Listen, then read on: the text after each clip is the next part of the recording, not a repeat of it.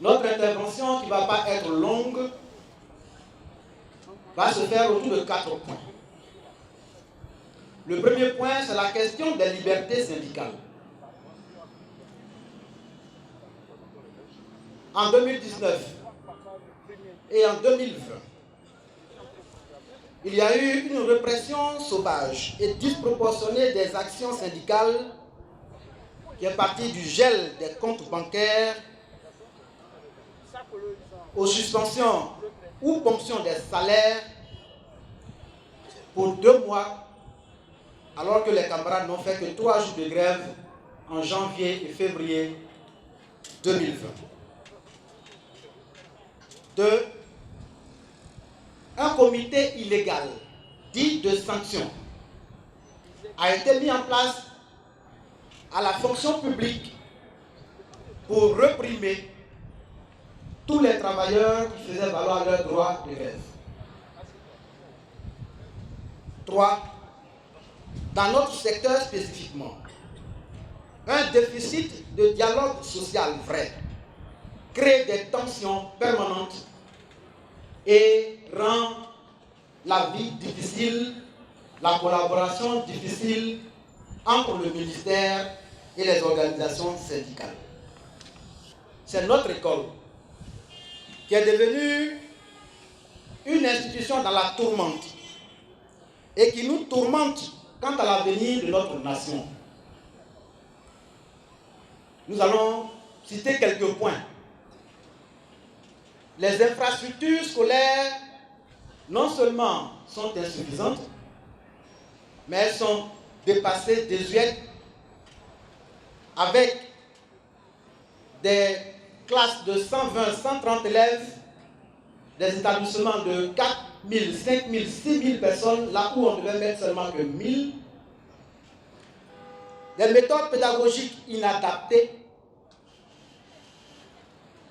et des produits douteux avec des évaluations quantitatives, là où il faut rechercher la qualité.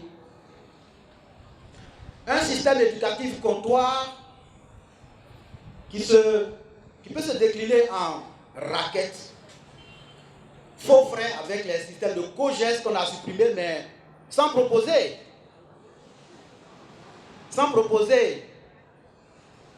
de remède, etc.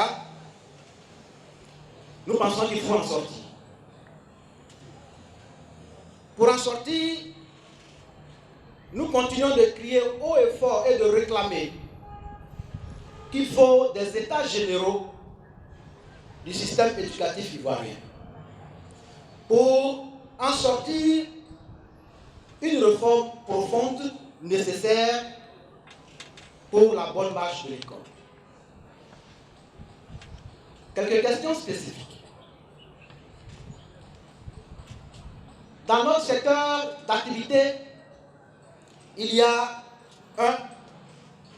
qu'il faut clarifier la situation des inspecteurs A5, A6, A7, issus du profil de carrière. Il faut créer l'administration scolaire pour ne pas que les animateurs de l'administration soient des gens à la merci de ceux qui les nomment chaque année.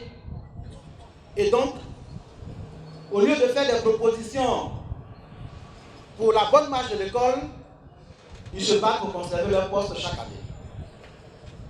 Il y a la question liée aux IA. IA, c'est les instituteurs adjoints.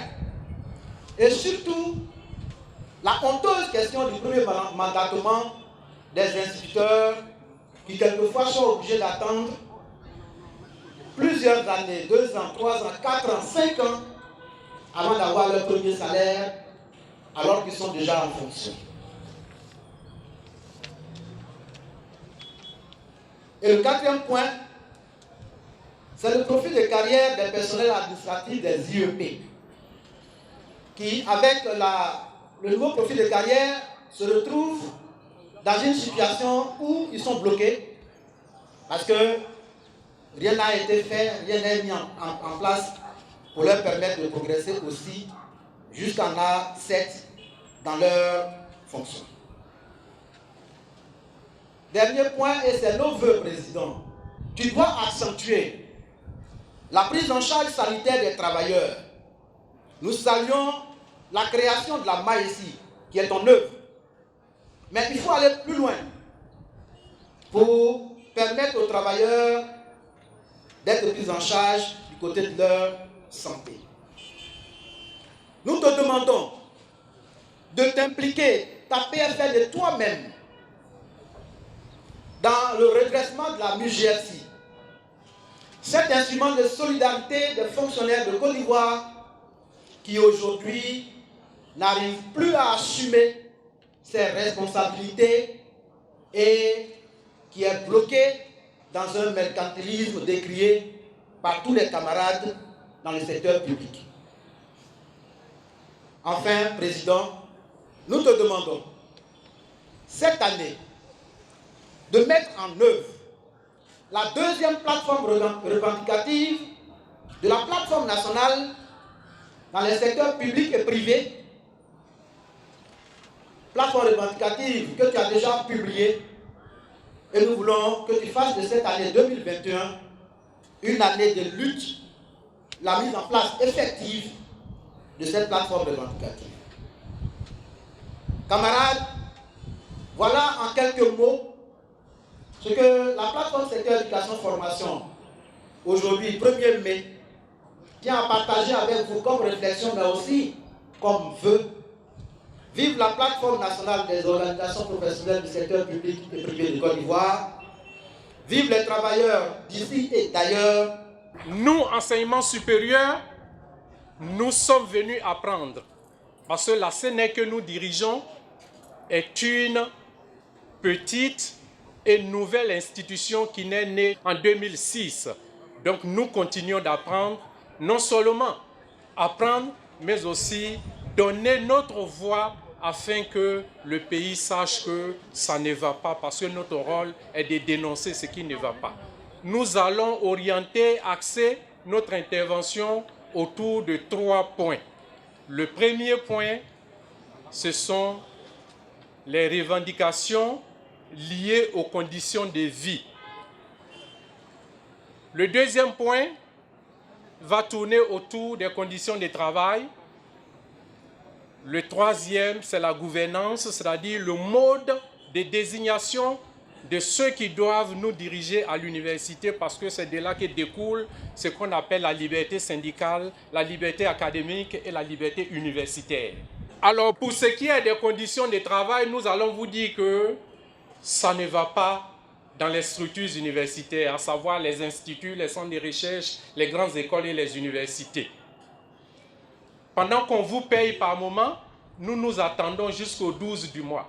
Et parfois, jusqu'au 13, on n'a pas le salaire. Encore que, dans certains secteurs, ça va. Mais chez nos amis du CNRA particulièrement, pendant qu'on paye le mois d'avril, par exemple, nous sommes en fin avril, donc on est rentré dans le mois de mai, peut-être qu'ils sont en train de payer chez eux maintenant le mois de janvier. Alors que la télévision ivoirienne, quand nous étions enfants jusqu'à aujourd'hui, nous a dit le développement de ce pays repose sur l'agriculture. D'où vient-il que les chercheurs du CNRA n'ont pas de primes à temps, n'ont pas de salaire à temps? Voici des préoccupations majeures qu'il faille essayer de discuter avec les autorités pour que l'ordre soit établi. Nous voudrions vous dire qu'il y en a qui, depuis 2018, sont recrutés dans les universités, les centres de recherche, les grandes écoles et les instituts et n'ont même pas de primes jusqu'à aujourd'hui. Il y en a même qui n'ont pas de salaire en attend et donc le premier mandatement peut être 2 ans après, 1 an après pour ceux qui ont la chance. Donc du primaire jusqu'au supérieur, le problème est le même. Il n'y a pas que le primaire, la maternelle et le secondaire, il y a aussi les universités, les centres de recherche, les grandes écoles, les instituts. Au niveau des conditions de travail, ces universités que vous voyez, et là de cette tribune, je remercie le gouvernement qui a quand même embelli aujourd'hui les universités. Mais l'université ne se juge pas à partir de l'embellissement, à partir du gazon bien tendu, à partir de la peinture. Mais rentrez un peu dans les laboratoires, vous verrez que tout est obsolète. Si vous voyez que nous autres, on fait la prison, au détriment de nous-mêmes et au profit de l'avancée de l'université ou des centres de recherche, c'est parce que nous dénonçons toujours. Sinon, notre manière n'a jamais changé. Depuis les régimes passés jusqu'à maintenant, on ne vient pas nous apprendre comment faire le syndicalisme. Nous avons fait toujours de la même manière. Mais d'où vient-il qu'aujourd'hui nous allons en prison? C'est parce que ceux qui sont là n'aiment pas écouter la vérité. Alors, pour ce qui est des conditions de travail, nous le disons, quand vous remarquez aujourd'hui sur les campus, il y a une floraison de ce qu'on appelle les restaurants VIP sur les campus, au détriment de ce qu'on appelle les laboratoires, les bibliothèques, même les librairies n'existent pas. Il faut parcourir des kilomètres à partir d'un centre de recherche, d'une université, pour avoir ne serait-ce qu'un crayon ou un stylo.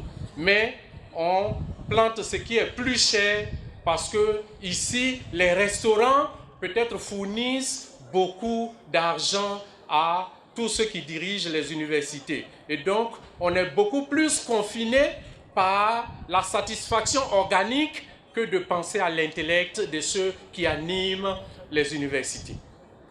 Malheureusement. Le troisième point, qui est le mode de désignation de nos dirigeants. Je veux dire la gouvernance universitaire. Dans le monde entier aujourd'hui, dans des grands pays comme la France, je commence par la France parce que c'est ce pays-là que nous trichons à tous les niveaux, les États-Unis, l'Allemagne, etc. Dans ce pays, aujourd'hui, il faut élire un président, il faut élire un doyen, il faut élire un directeur de laboratoire, etc. On l'a expérimenté il y a 10 ans de cela et ça marchait, même si tout n'était pas bon, il fallait continuer et améliorer éventuellement ce qui n'allait pas.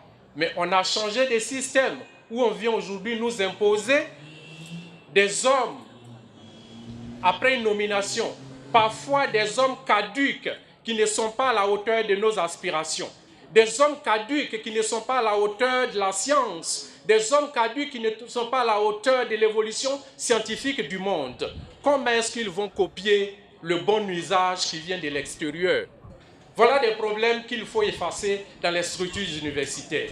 Je voudrais vous dire que nous sommes maladroitement partis pour rester et demeurer dans le fiasco.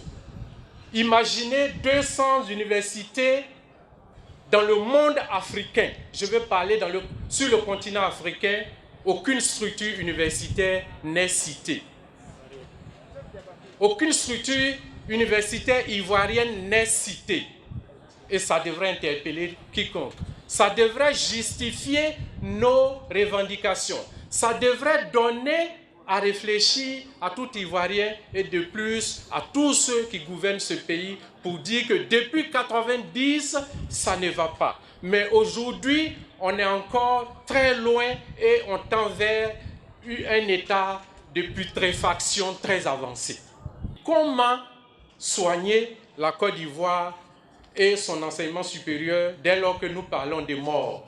Mais peut-être Dieu seul peut ressusciter. C'est en cela que de cette tribune, nous l'appelons à venir à notre chevet afin que les universités soient rouvertes.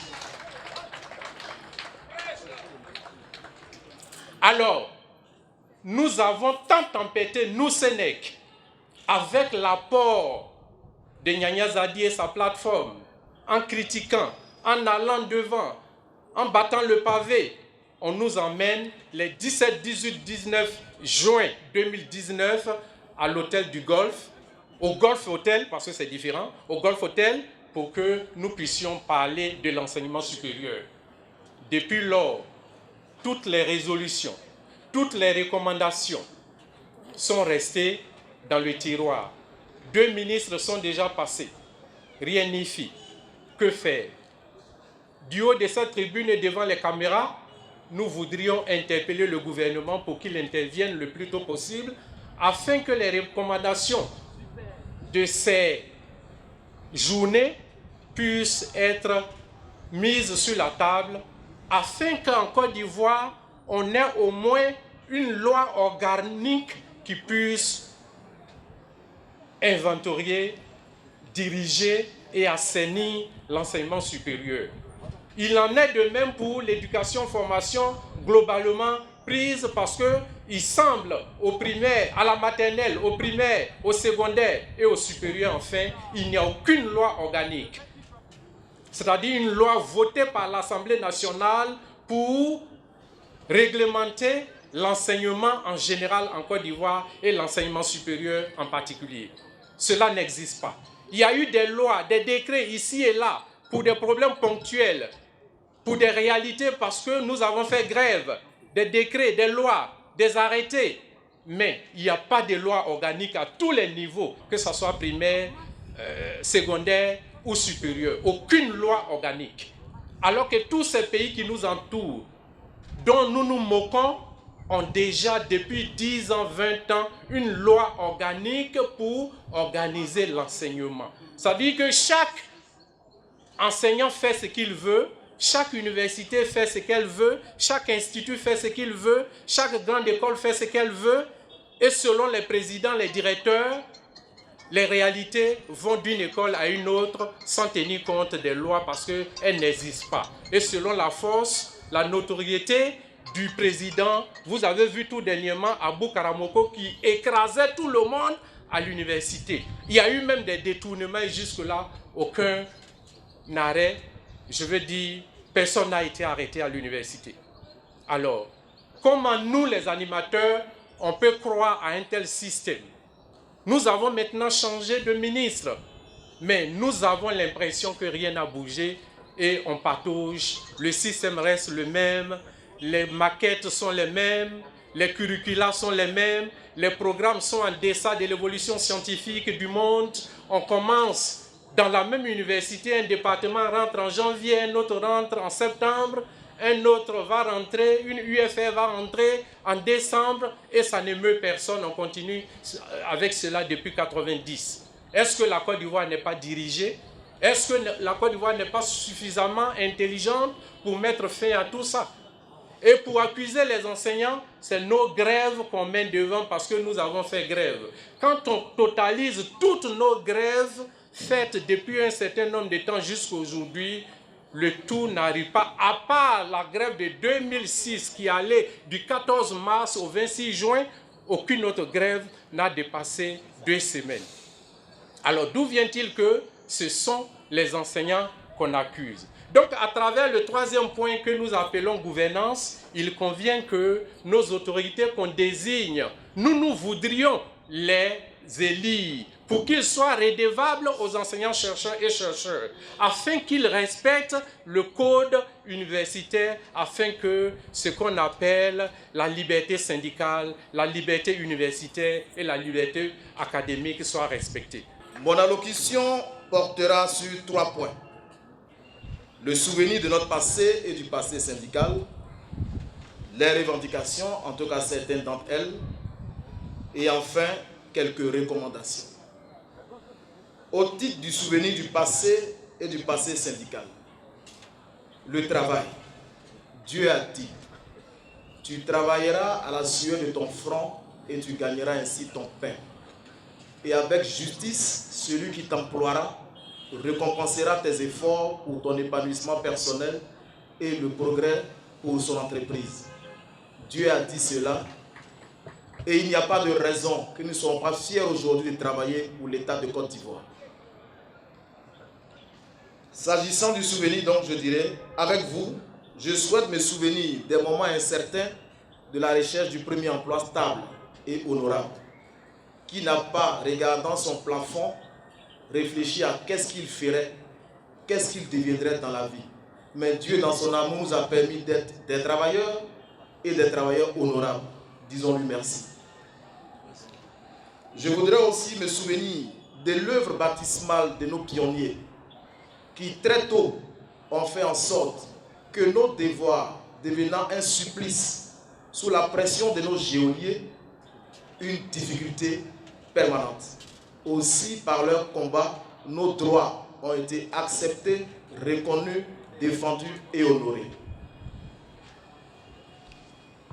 Je ne manquerai pas de me rappeler tous ces hommes et femmes qui sont tombés au champ d'honneur, tous ces ex-prisonniers, et en cela je salue l'homme, le doyen Johnson Kofi, dont le nom évoque le guerrier Zimba.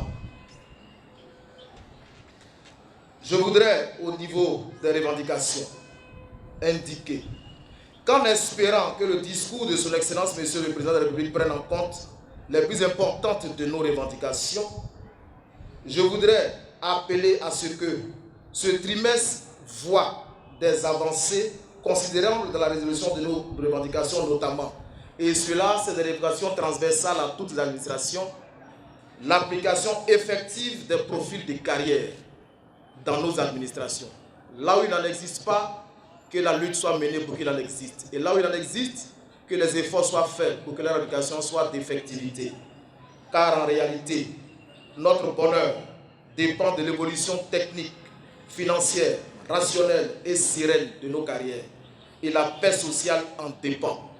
Sachons respecter le métier, l'ancienneté et la promotion des agents que nous sommes. Une autre revendication que je voudrais, camarades, te donner, c'est le respect de nos acquis syndicaux. Ces acquis, à l'origine des trêves que nous avons signées ça et là, doivent être indiscutablement respectés, car nul ne doit et ne peut exiger des agents que nous sommes davantage d'efforts sans honorer la promesse de la reconnaissance et de la récompense individuelle et collective issue de différents protocoles d'accords signés et reconnus, protégés par le statut général de la fonction publique. En cela, camarades, je voudrais vous rassurer. Nous, acteurs, soldats de l'économie, pouvons vous dire avec fierté qu'au titre de l'exercice 2020, les directions générales des douanes et des impôts, nourricières des finances de l'État, ont obtenu 331 milliards de plus-value sur les objectifs attendus.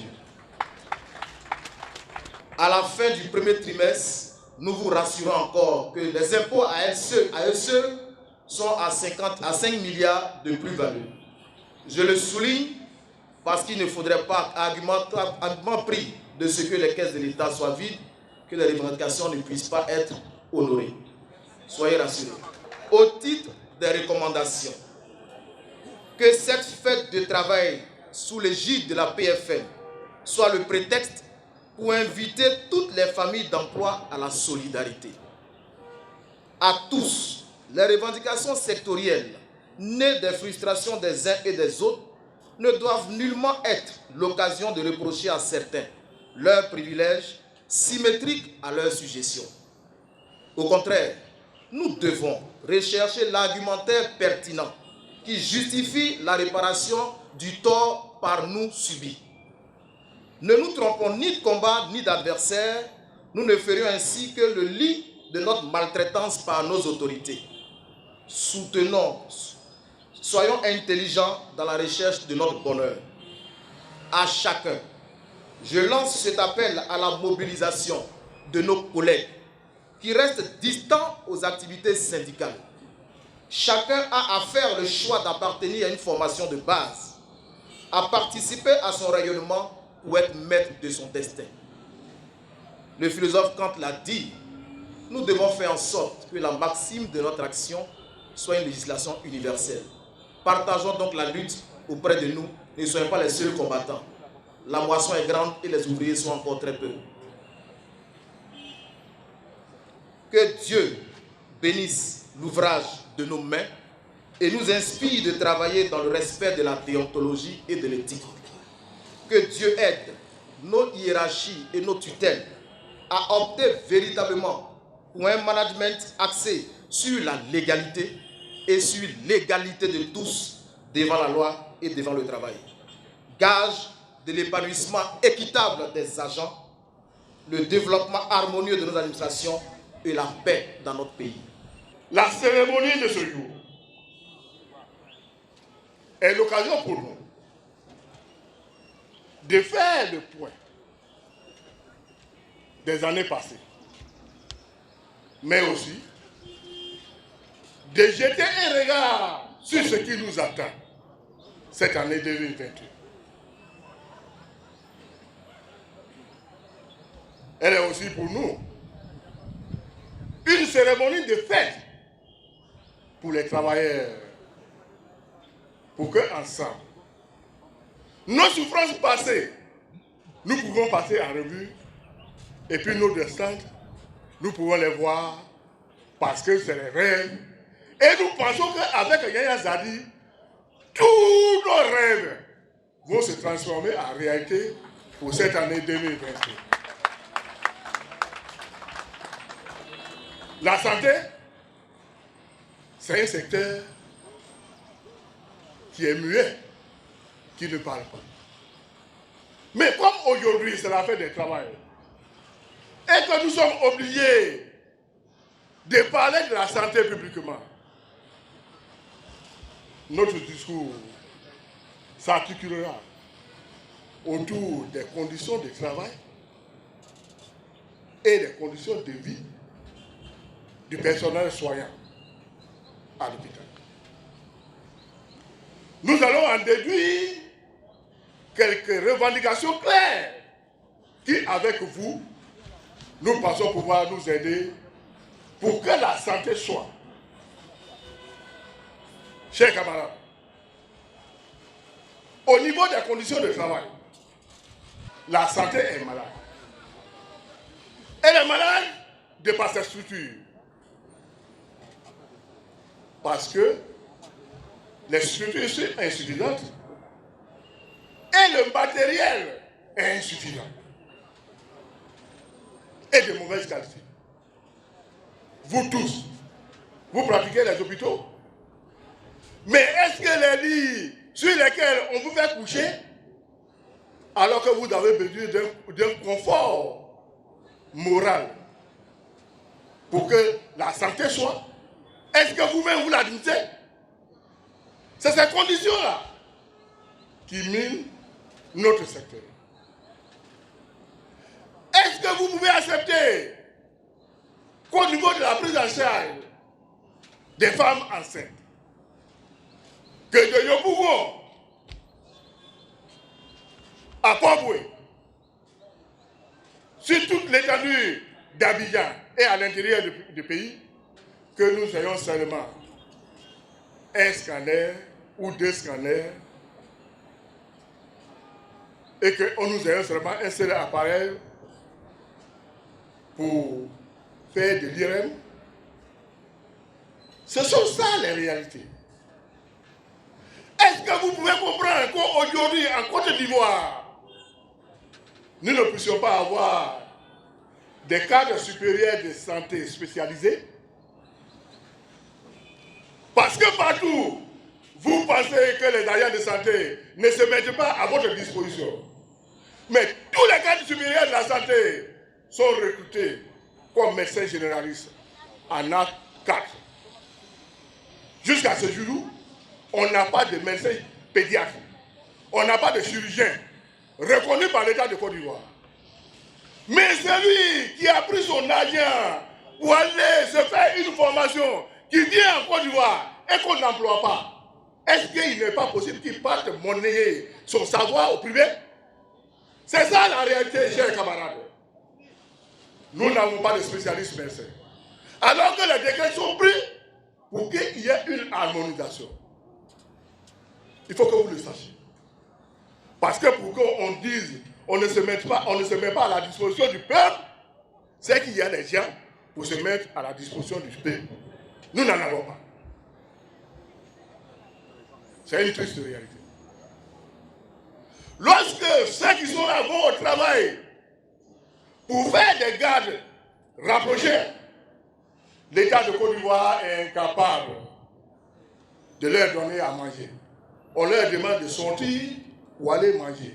Est-ce que je peux savoir le nombre de temps que je peux passer à la nourriture en cherchant la nourriture? Mais si je suis en train de chercher la nourriture et que quelque chose se passe derrière moi, qui est responsable? C'est l'État.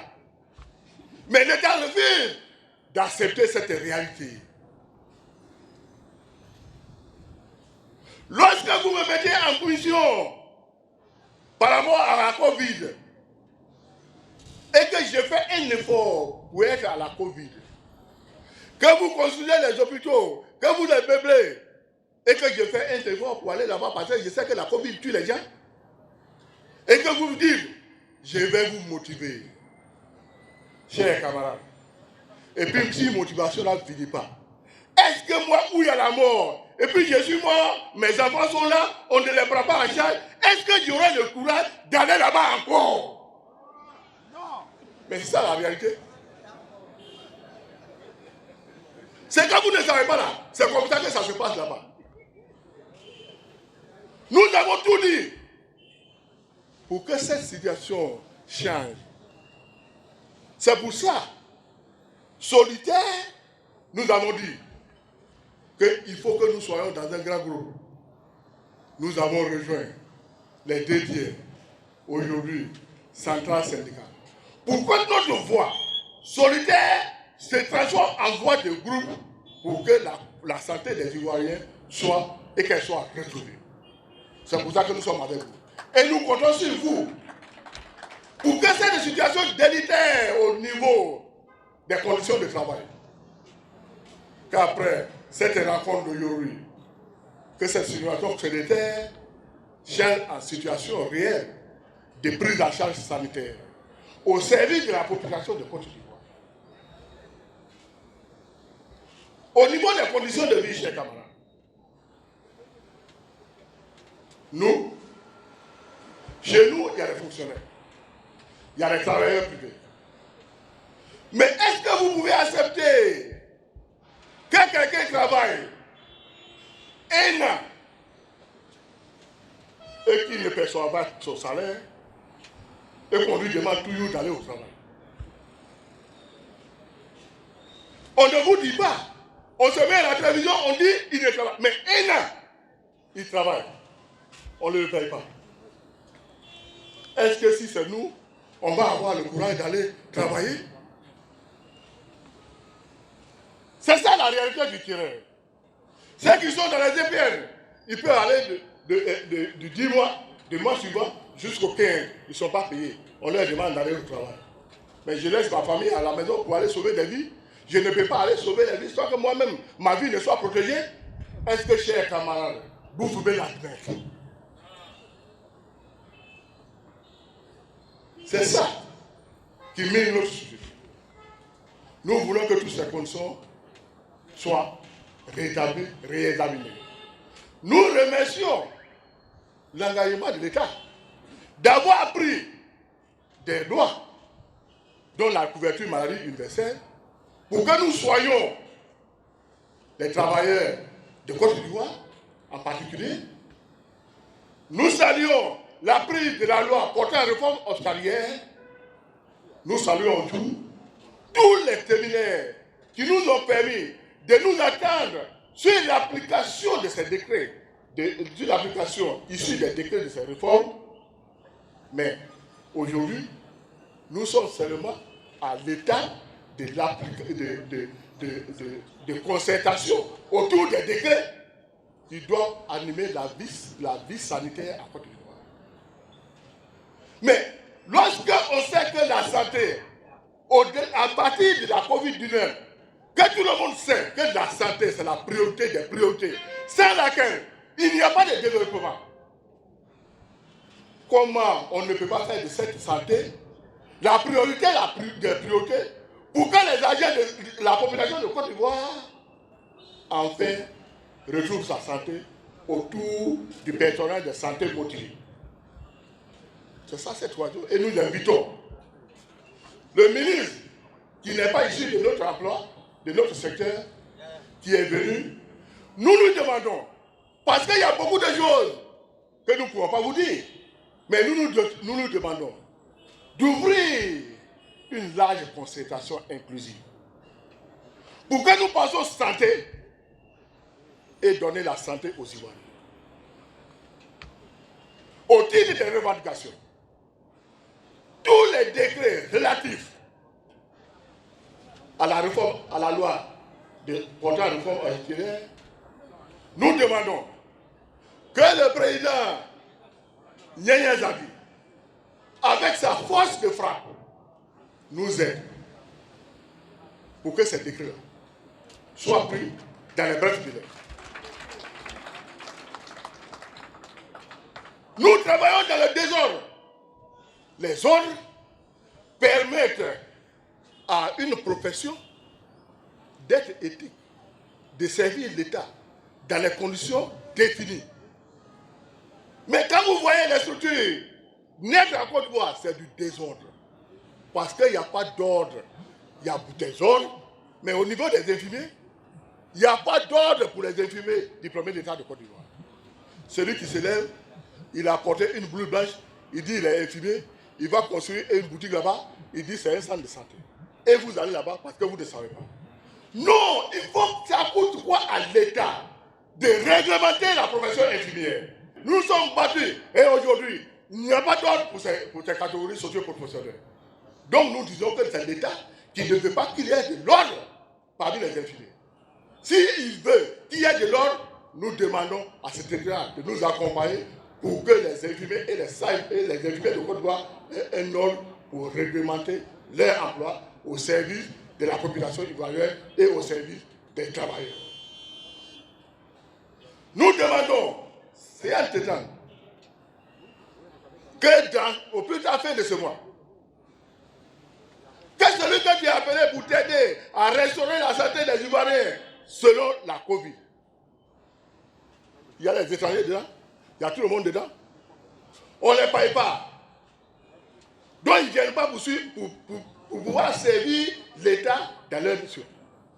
Nous demandons que toutes les aérées liées à la COVID-19, qui est pendante, le paiement est pendant, ils n'ont qu'à payer ça dans les brefs délais. Ils n'ont qu'à payer ça dans les brefs délais s'ils veulent qu'il y ait continuité dans la prise en charge de la population. De la prise en charge de la population. Nous voulons aussi que la formation, on jette un regard sur la formation. Parce que un agent mal formé, un agent qui ne reçoit pas de formation continue, il devient au fur et à mesure que le temps passe un danger pour lui-même, mais un danger pour la population. Il faut qu'on s'asseye pour revoir le système de formation dans toutes les structures qui mettent à la disposition de l'État de Côte d'Ivoire le personnel de santé.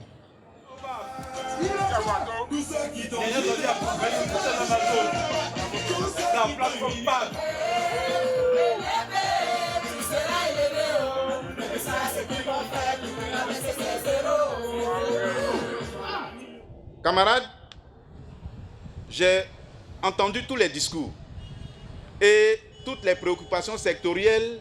Je voudrais indiquer ici que nous les prenons en compte. Et je voudrais demander au secrétariat de la plateforme nationale de recenser et d'adresser toutes les préoccupations qui ont été dites ici pour que nous puissions les porter au Premier ministre de Côte d'Ivoire. Oui, il s'agit de cela. Tout ce qui a été dit ici ne restera pas dans l'inconnu. Nous le porterons devant l'État de Côte d'Ivoire pour que ces préoccupations trouvent des solutions. Surtout que notre camarade du secteur de l'économie et des finances nous a indiqué qu'il y a de l'argent, qui a été, n'est-ce pas, et la plus-value, ce n'est que pour le début de l'année. Nous souhaitons qu'il continue de travailler, étant lui-même syndicaliste, et en travaillant ainsi, permettre à l'État d'avoir les moyens pour résoudre les préoccupations majeures des travailleurs de Côte d'Ivoire. Camarades, mon discours sera présenté en deux grandes parties. Une partie concernant nos préoccupations, dont les préoccupations sectorielles ont été indiquées, et puis une autre partie concernant la société globale. Parce qu'un syndicat ne vit pas ex nihilo. Un syndicaliste est en même temps une sorte de phare pour la société. Il doit donc jeter un regard global, général, sur ce qui se passe dans la société. Et comme nous l'a enseigné le camarade Guéméné, il a toujours indiqué qu'il y a un lien indéfectible entre le mouvement syndical et les problèmes de la société et la situation sociale, politique et économique du pays. C'est pourquoi, dans la deuxième partie de mon intervention, je jetterai un regard sur notre société. Camarades, cette année encore, la plateforme nationale, malgré son arrêté signé depuis février 2019, n'a pas été invitée là où la Côte d'Ivoire célèbre officiellement la fête du travail. Mais cela ne nous enlève pas notre titre de centrale. Être présent au palais ou à la primature est un acte politique. Et ce sont les politiques qui choisissent qui veulent entendre. Mais avec ce que nous venons d'entendre aujourd'hui, camarades, est-ce que vous pensez que la plateforme va subir plus longtemps cette injustice? Non. C'est pourquoi je voudrais indiquer ici, de cette tribune, que c'est la dernière année où la plateforme a été mise à l'écart. C'est la dernière année où la plateforme n'aura pas la parole pour parler des préoccupations des travailleurs qui se reconnaissent en nous. Et Dieu seul sait qu'ils sont très nombreux. Ce que nous demandons, ce n'est pas d'aller partager des subsides ou des subventions. Ce que nous demandons, c'est de prendre la parole devant le chef de l'État, devant le président de la République, devant la nation, pour porter les préoccupations que vous avez entendues tout à l'heure. Ces préoccupations-là, c'est la réalité de notre société. C'est la réalité du secteur de la santé, la réalité du secteur de l'éducation, etc. C'est pourquoi je vous assure, camarades, que nous avons rencontré les autorités qui nous ont assuré que cette année, ils vont achever le processus des élections professionnelles qu'ils utilisent comme chiffon rouge pour nous empêcher de prendre la parole. Nous espérons que ce processus s'achèvera, reprendra et s'achèvera cette année. Bien que nous ne croyons pas à cet argumentaire, parce qu'en réalité, ceux qui sont là aujourd'hui n'ont jamais été choisis à l'issue d'une élection en Côte d'Ivoire. Pourquoi, pour parallélisme des fonds, veut-on nous opposer des gens qui ont été choisis politiquement par des choix sans qu'on soit passé par des élections? La plateforme nationale, comme me l'a dit ce matin le camarade Guéméné, est une structure éduquée qui a une approche particulière de faire les choses, mais qui, lorsqu'elle déclenche son mouvement, ne s'arrête plus. Nous avons donné 3 ans à l'autorité, nous avons donné 3 ans à l'administration ivoirienne pour qu'elle puisse résoudre cette préoccupation. Nous n'accepterons pas l'injustice plus longtemps. C'est ce que je voudrais dire de cette tribune, camarades. Camarades, nos préoccupations, je voudrais revenir sur quelques-unes des préoccupations qui ont été exprimées ici et que je trouve importantes.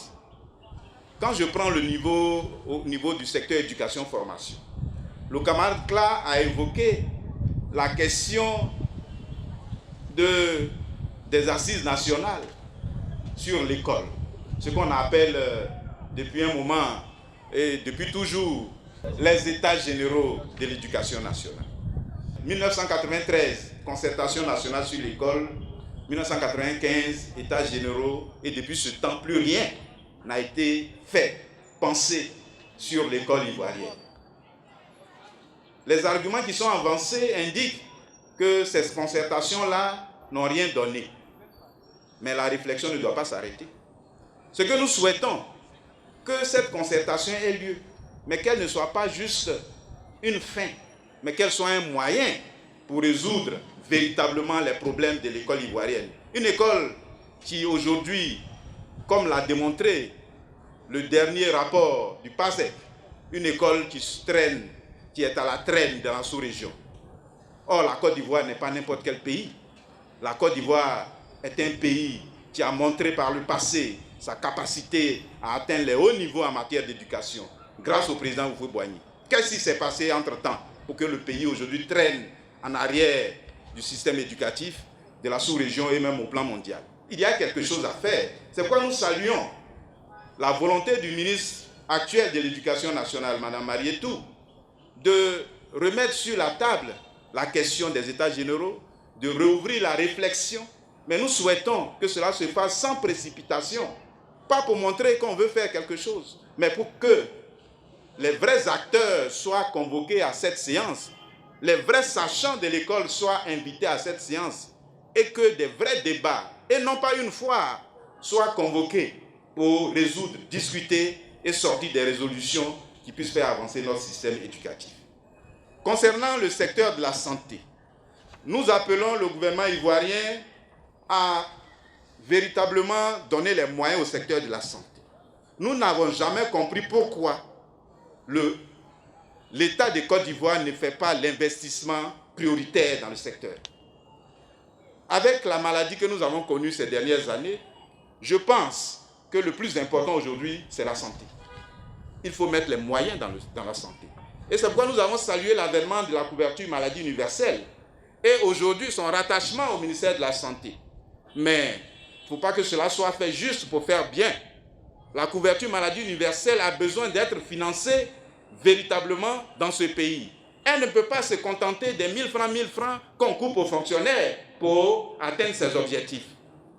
Il faut que l'État de Côte d'Ivoire mette de l'argent dans la santé. Il y a beaucoup d'argent. Quand on voit le train de vie de nos dirigeants, je pense qu'il y a de l'argent pour la santé.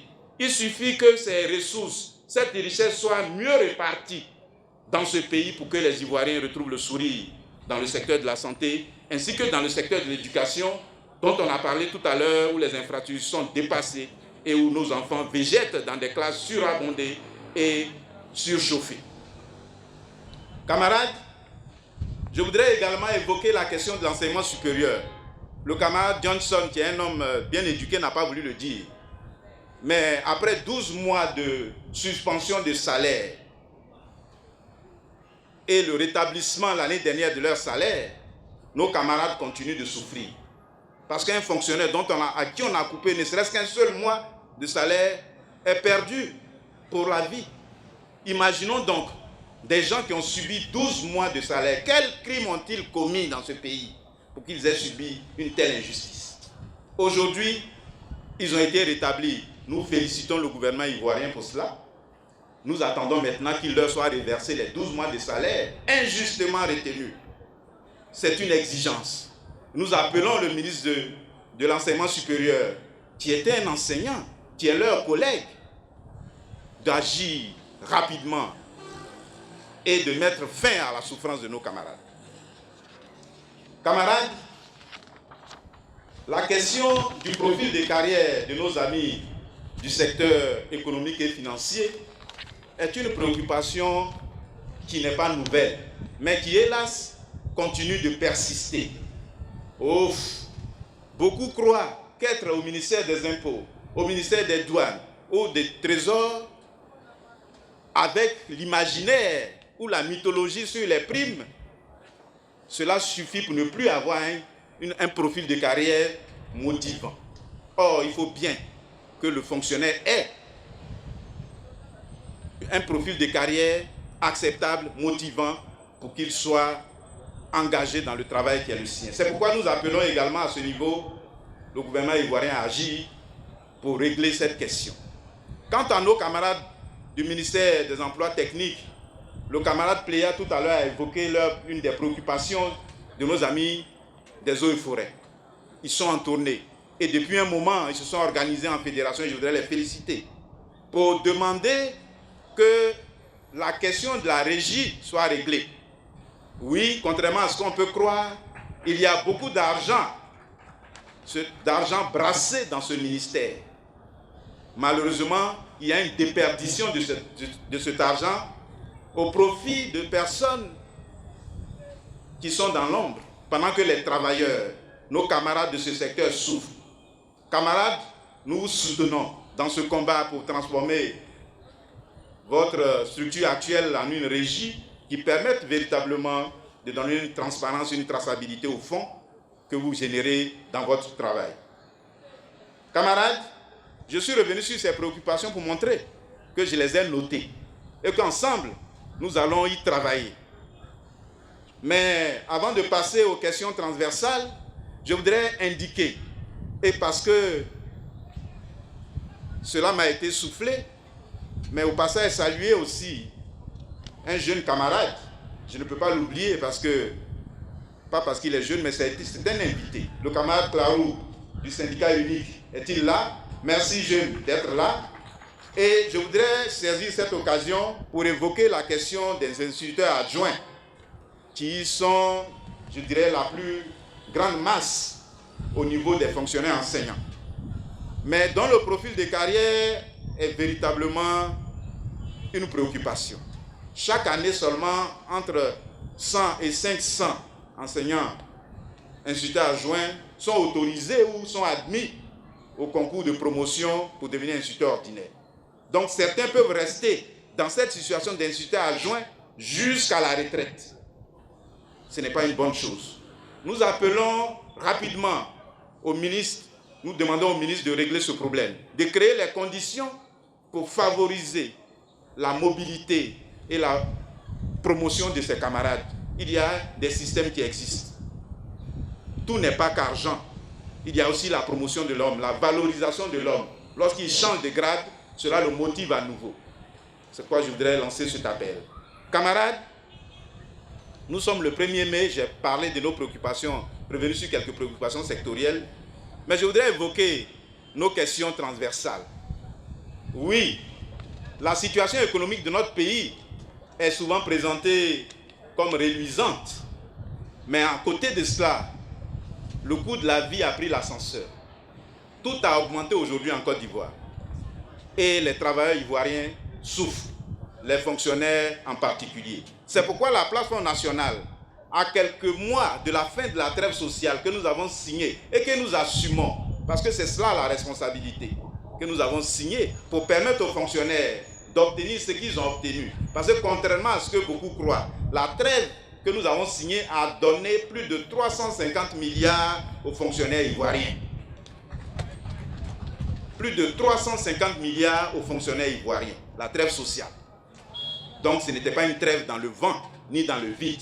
C'était en contrepartie de cet argent que nous avons signé cette trêve pour que l'État puisse payer cet argent. Dans quelques mois, la trêve finit. Nous avions signé une trêve de 5 ans. Qu'est-ce que nous faisons? Est-ce que nous attendons l'année prochaine pour que la plateforme nationale entre encore en grève? Et je l'ai dit à certaines autorités, si vous laissez la plateforme nationale entrer à nouveau en grève, c'est un échec pour vous et nous. C'est un échec de la négociation en Côte d'Ivoire. Parce qu'après avoir fait ce que nous avons fait, après avoir montré notre capacité, aujourd'hui, nous devons discuter. Nous devons négocier. Et le document sur la trêve nous permet de discuter. L'article 5 dit que lorsque une des parties a une nouvelle préoccupation, elle saisit l'autre partie et lui soumet ses nouvelles préoccupations. De nouvelles discussions s'ouvrent et les résultats de ces discussions s'imposent aux deux parties qui s'engagent à les mettre en œuvre. C'est à cela que nous appelons aujourd'hui le ministère de la fonction publique et par-delà le Premier ministre. La plateforme nationale demande comme nouvelle revendication qui pourrait aboutir à un nouvel accord, et nous sommes prêts à le signer à nouveau pour la paix sociale. La plateforme demande le relèvement de la valeur de l'indice référentiel de base, bloqué depuis 1961 à 233,47 francs. Nous sommes prêts à discuter de ce qu'il faut mettre dessus. Parce que nous ne sommes pas fermés, et nous l'avons démontré. Nous demandons également le paiement d'un 13e mois de salaire en décembre. Oui, camarades. Oui, camarades. La Côte d'Ivoire a l'argent pour payer ce 13e mois cette année même. Est-ce que vous voulez le 13e mois cette année en décembre 2021? Ok. Si nous le voulons, nous l'avons déjà. Nous l'avons déjà. Et sur ce plan encore, nous sommes prêts à discuter. Je l'ai dit hier, en 2007, lors du pré-forum, la question du 13e mois a été débattue. En 2012, lors du forum social, la question du 13e mois a été également mise sur la table. Ce n'est donc pas une préoccupation nouvelle, ce n'est pas une invention, c'est une nécessité extrême. Parce que le mois de décembre est un mois appauvrissant. 30% des fonctionnaires ivoiriens sont surendettés. 3% des fonctionnaires ivoiriens vont à la retraite, seulement 3% vont à la retraite en étant propriétaires de logements. Tous les autres, quoique retraités, végètent dans la location. et dans la pauvreté donc. Le fonctionnaire ivoirien qui était dans la classe moyenne, dans la première partie de la classe moyenne, tout le monde se souvient ici en Côte d'Ivoire de ce que être fonctionnaire signifiait. Tout le monde se souvient en Côte d'Ivoire des camps fonctionnaires dans les villes. Des camps fonctionnaires dans les villes. Tout le monde se souvient en Côte d'Ivoire des Sikoji qui étaient habités par qui? Par les fonctionnaires. Mais depuis, avec cette dégradation continue de la situation salariale et sociale des fonctionnaires, le fonctionnaire ivoirien a dégringolé dans la classe moyenne pour se retrouver au dernier pan de la classe moyenne. Et même, certains se retrouvent dans la première partie de la classe des pauvres. Comment comprendre que dans la fonction publique ivoirienne, l'on ait encore des salaires qui sont en dessous de 100 000 francs CFA? Des fonctionnaires du grade D ont moins de 100 000 francs CFA par mois. Nous pensons que ce grade D-là doit être supprimé de la fonction publique. Parce que ce grade tire par le bas la fonction publique ivoirienne. On ne peut parler de modernisation de l'administration, modernisation de la fonction publique et maintenir un grade rabaissant qui fait que certains de nos camarades végètent dans une pauvreté structurelle. Non, non, la plateforme demande que ce grade soit supprimé purement et simplement parce qu'il n'a plus sa place dans l'administration moderne ivoirienne. Camarades, nous demandons également la révalorisation de l'indemnité contributive au logement. Oui, et son attribution à tous les fonctionnaires. Il n'y a que 265 000 fonctionnaires en Côte d'Ivoire. Au dernier chiffre de ceux qui ont été payés au mois de fin avril, là, on est 265 000. 265 000 fonctionnaires, c'est rien du tout. La Côte d'Ivoire peut revaloriser l'indemnité logement. L'indemnité actuelle oscille entre 40 000 et 70 000 et n'est attribuée qu'à une seule catégorie qui elle-même estime, qui se plaint que cette indemnité est dépassée. Parce que la réalité, il n'y a plus de maison de 40 000 francs en Côte d'Ivoire. Même si on estime que c'est une indemnité contributive, qu'elle n'est pas une indemnité de logement. Mais alors, pour aider quelqu'un, quand on veut aider, il faut aider sérieusement. Il faut aider sincèrement. Il faut aider véritablement. C'est pourquoi nous demandons une revalorisation. Là aussi, nous sommes ouverts à la discussion pour que cela se fasse. Mais bien sûr, il nous faut également revaloriser les pensions de retraite. Oui, en 2012, l'ordonnance que nous avons combattue en 2017 a réduit les pensions de retraite et a introduit dans le milieu deux types de pensions. Des pensions à double vitesse. Ceux qui sont à la retraite avant 2015 ont une pension complète et ceux qui sont partis à partir de 2015 ont une pension réduite d'au moins 0,25%, sans compter les autres aspects. Camarades, nous demandons à l'État de Côte d'Ivoire de penser à ces elders, de penser à ces doyens qui ont tout donné pour l'administration ivoirienne, qui ont tout fait pour l'administration ivoirienne et qui, si nous ne faisons rien, vont devenir les prochains pauvres, les prochains mendiants de notre société. Et ce serait un déshonneur, une honte pour la société ivoirienne. C'est pourquoi nous appelons le gouvernement ivoirien à rétablir les 2 points qui ont été réduits à 1,75. Ça, c'est la première chose. La deuxième chose, c'est de faire en sorte que chaque 2 ans, à l'image du fonctionnaire en activité, que le retraité aussi voit sa pension améliorée. Et ça, ce n'est pas impossible quand même. Ce n'est pas impossible.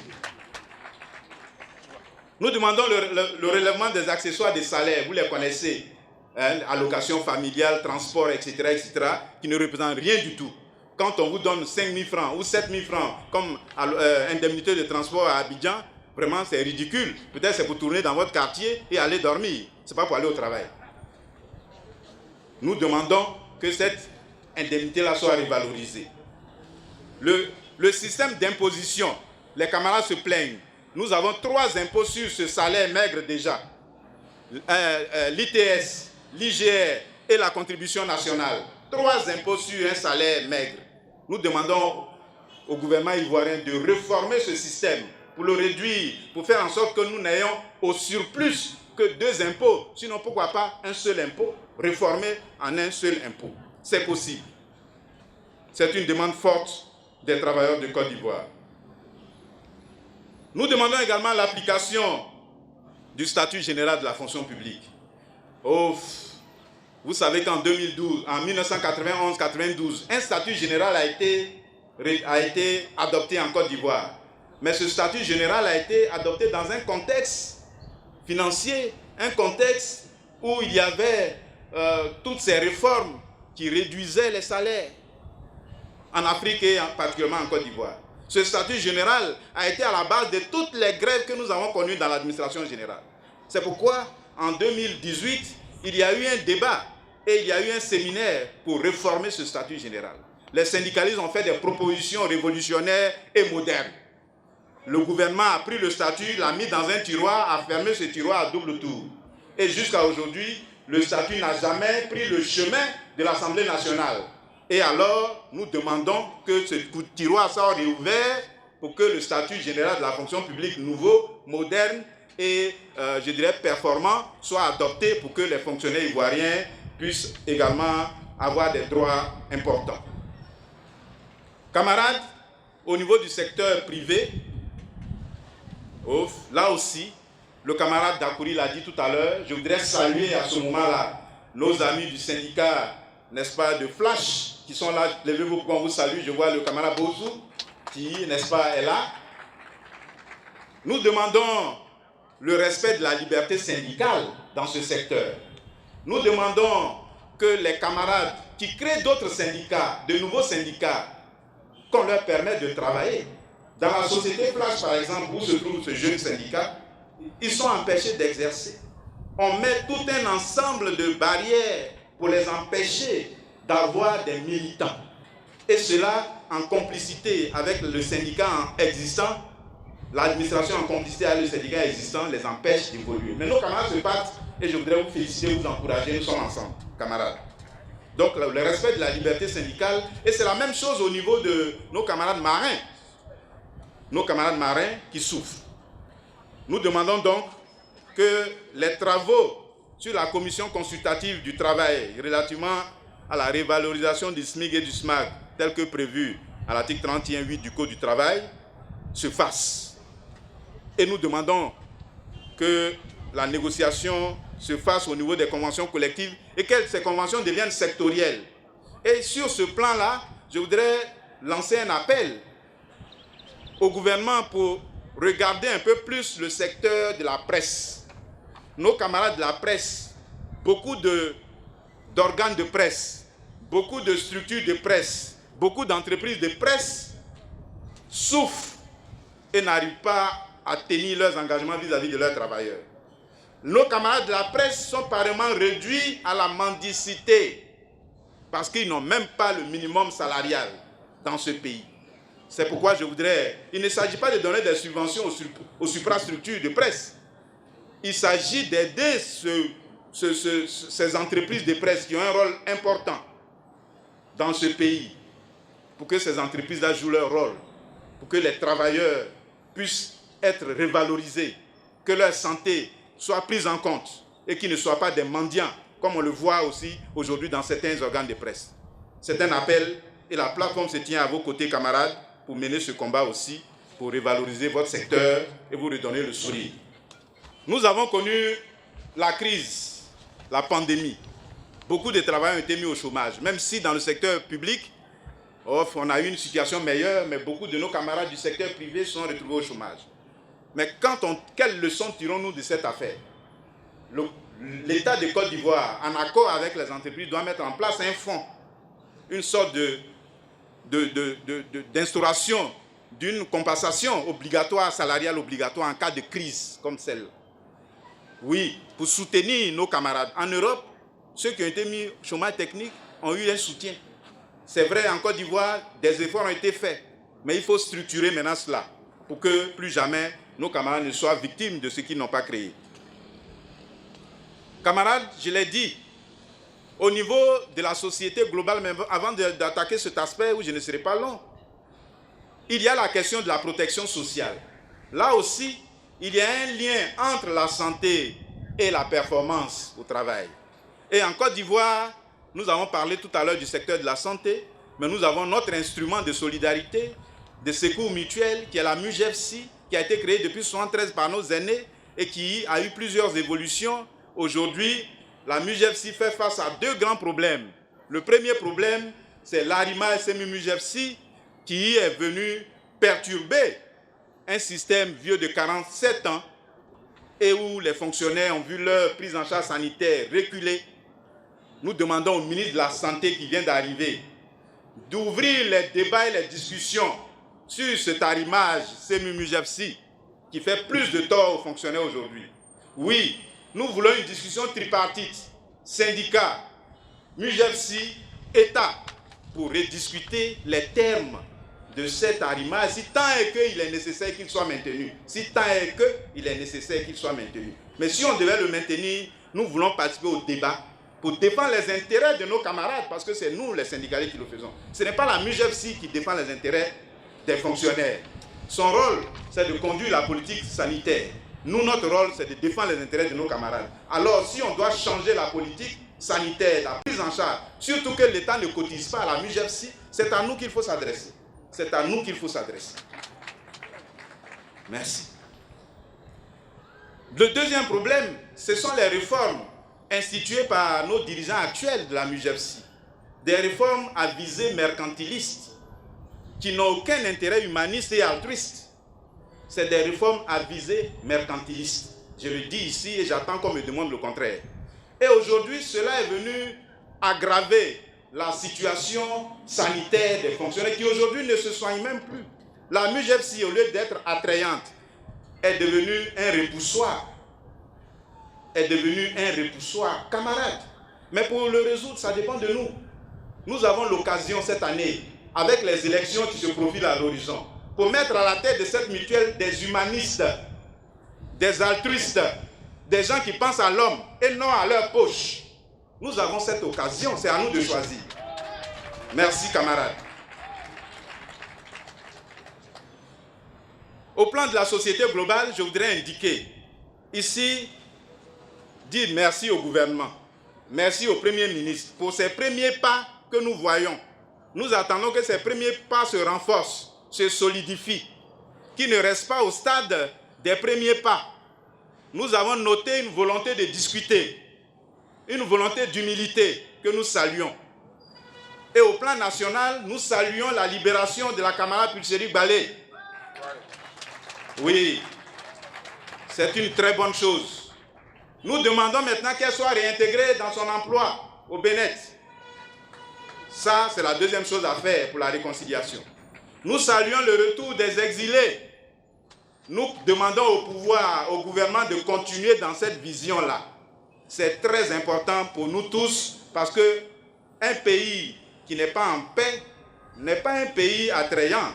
Donc économiquement, on ne peut pas évoluer. Et nous, les travailleurs, nous avons trop souffert des crises successives dans ce pays. C'est pourquoi nous félicitons le président, le Premier ministre, et nous demandons de continuer dans ce sens et de l'encourager à maintenir le cap de la réconciliation entre les fils et les filles de ce pays. Mais en même temps, nous demandons au président de regarder sur l'aspect de l'électricité. Depuis quelques semaines, Monsieur le Président, les fonctionnaires ne peuvent plus travailler. Les coupures intempestives dans les services, dans les maisons, non seulement endommagent nos instruments, nos appareils qu'on a eu du mal à acheter, mais en plus bloquent l'économie, rend difficile le travail. Monsieur le Président de la République, beaucoup a été fait. Des barrages ont été dressés ça et là. Il faut faire en sorte que la Côte d'Ivoire ne rétrograde pas au niveau de l'électricité. Au niveau de l'électricité, que notre pays ne rétrograde pas. Je voudrais donc, sur ces mots, sur la société globale, tout en félicitant ce qui est fait, tout en félicitant chacun de nous, camarades, je voudrais vous dire merci. Je voudrais vous féliciter à nouveau et dire qu'ensemble, unis et solidaires, nous pourrons faire beaucoup de choses. Sortons du leadership désuet, sortons du corporatisme arriéré et regardons nos intérêts communs. Regardons nos intérêts communs. C'est à ce prix et à ce prix seulement que nous gagnerons tous les combats. Et nous l'avons démontré en 2017. Nous avons rassemblé pour la première fois en Côte d'Ivoire, historiquement, tous les syndicats et avons mené de façon rigoureuse la lutte et avons arraché à l'État 5 points de revendication. Est-ce qu'on a une leçon d'union à nous donner dans ce pays? Non. Nous sommes la locomotive de l'union. Rassemblons-nous autour de la plateforme pour arracher les victoires de demain. Je vous remercie. Que la paix soit sur vous. L'Afrique est-elle parvenue au terme de ses années? Que nous sachions combien elle est éphémère, sinon. Hommage à tous les fondateurs de la nation.